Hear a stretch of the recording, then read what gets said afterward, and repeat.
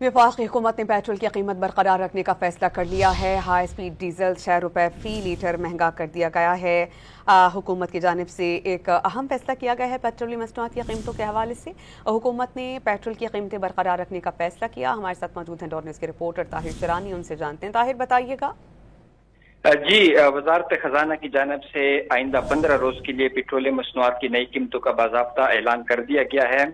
वजारत खजाना की जानिब से एलामिया जारी किया गया है, जिसके मुताबिक जो ओगरा ने सिफारिशात भिजवाई थी और मुतल्लिका वजारतों की तजावीज़ की रोशनी में वज़ीर-ए-आज़म की मंजूरी के बाद पेट्रोलियम मसनूआत की नई कीमतों का ऐलान किया गया है।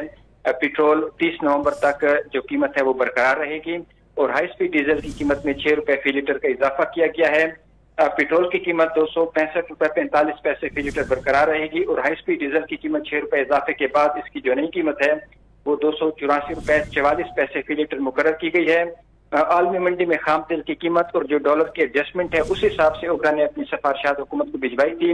वजारत खजाना ने वज़ीर आज़म से मंजूरी के बाद जो पेट्रोलियम मसनूआत की नई कीमतें हैं वो उसका ऐलान कर दिया है। जी ताहिर, बहुत शुक्रिया, आप हमें अपडेट कर रहे थे।